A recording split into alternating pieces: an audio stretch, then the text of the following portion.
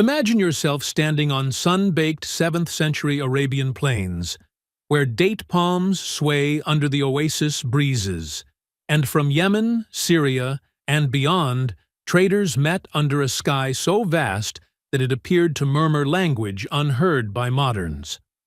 There, in 570 CE, in the busy Meccan city, Muhammad ibn Abdullah saw the light of the day. His father had died before his birth, while his mother died when he was 6. Afterward, Muhammad was brought up initially by his grandfather and then his uncle. He thus had early lessons in how bitter clan feuds could tear families apart, and how generous-hearted people would share what little they had. As a boy leading camel caravans into Byzantine lands in the north, Muhammad was known for his fairness and compassion, bearing the title of Al-Aman, meaning the trustworthy. When wrath and misery of his people weighed upon him at the age of 40, widows standing with no support, orphans begging on the weather-beaten stones of the age-old Kaaba, and warring tribes about water and honor, seeking relief to mount on the cave of Hira, on Jabal al-Nur, in the hush of dawn. There, in 610 CE, came the angel Gabriel with a command that went far beyond the stony walls. Iqra, read. Muhammad could not read, but he felt words being poured into his heart. The message that there is no other God, but Allah and Muhammad had been chosen to deliver the guidance of God. The revelations continued for the next 23 years, dealing with issues ranging from questions of individual morality to considerations of social justice, which were later collected as the Quran. The only ones who at first believed were his wife Khadijah, his cousin Alars, and a handful of other close friends. They met secretly in homes and groves of palm trees, reciting verses condemning the maltreatment of orphans, exhorting charity, and declaring that nobility comes not from lineage, but from piety. However, Mecca's Quraysh elite feared economic hardship should pilgrims cease to worship their idols around the Kaaba, and they responded with vengeance. They got the believers beaten, their properties confiscated, and for 3 long years they had them boycotted to starvation. Under a new moon in the year 622 CE, Muhammad and some 70 followers entered the city of Yathrib, later called Medina, through a secret mountain pass, where the weary clans sought his intervention in their conflicting affairs. This migration becomes an epoch, year 1 of the Islamic calendar. In Medina, the migrants, Muhajirun, shared the date palm harvests and well waters with the helpers, Ansar. Muhammad drafted the Constitution of Medina, which was the first document guaranteeing religious freedom, the right of collective defense, and justice for Muslims, Jews, and other tribes. The fighting broke out at Badr, 624 CE, where the less numerous Muslims were victorious, and again at Uhud, 625 CE, where their faith was tested.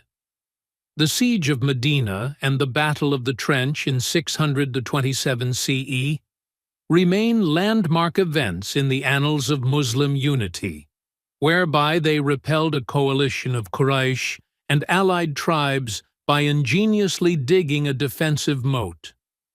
The Treaty of Hudaybiyah in 628 CE granted a 10-year truce and allowed for peaceful pilgrimage, an act of supreme statesmanship, whereby Muhammad demonstrated his preference for the spirit of forgiveness over vengeance. After the treaty was violated, Muhammad raised 10,000 men and, almost unopposed, marched into Mecca in 629 CE. Instead of meting out punishments on his former foes, he declared a general amnesty. With the idols coming down from the corners of the Kaaba, the city accepted monotheism. During his farewell pilgrimage in 632 CE, in the plain of Mount Arafat, Muhammad delivered his last sermon: all human beings are equal. There is no superiority of an Arab over a non-Arab. Fear God in your treatment of women and orphans. He died in Medina within months.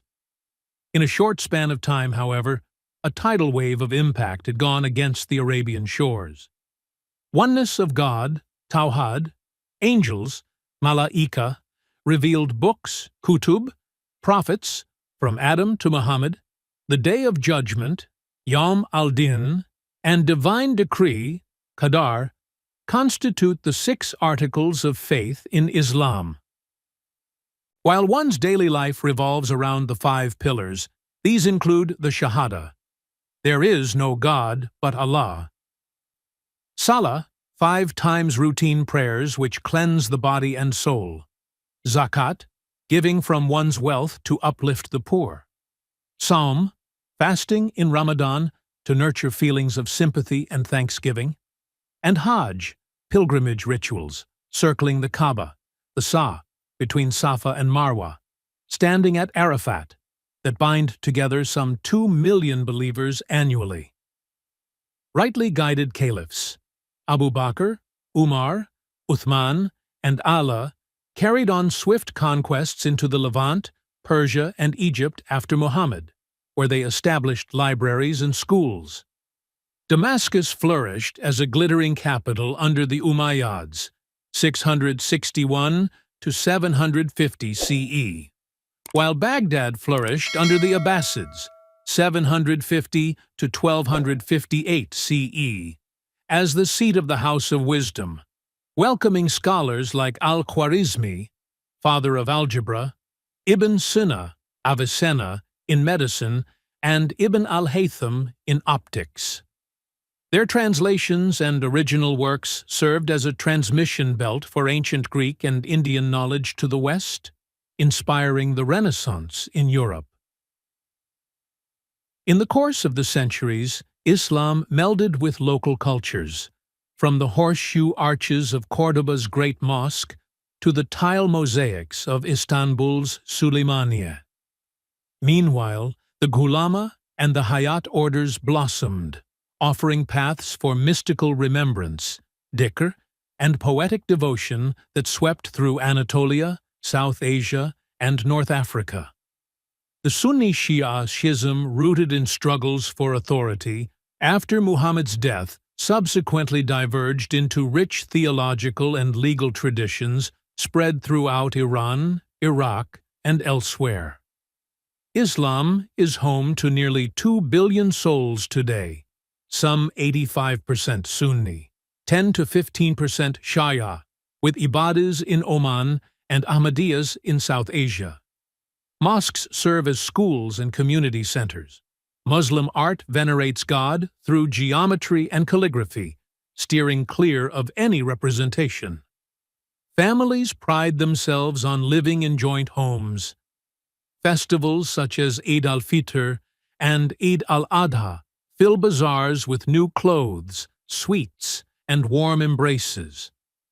The very same spirit of research that led to writing on paper in the medieval period and letting their pens fly continues today to meet modern challenges, from striking a balance between tradition and technology, to the education of women, to interfaith dialogue. Satellite channels, social media portals, and the streaming of Hajj ceremonies from around the world help bridge the miles separating believers from Jakarta to Johannesburg to New York, affirming the idea that Islam in essence is a fellowship of common faith, compassion, and a relentless pursuit of justice. If your heart was moved by this deeper journey into Islam's history and living heritage, then do click on like to share your reflections with us below and subscribe to all the stories explained in simple, engaging English. Until then, Assalamu alaikum wa rahmatullahi wa barakatuh. May curiosity and kindness pave your path.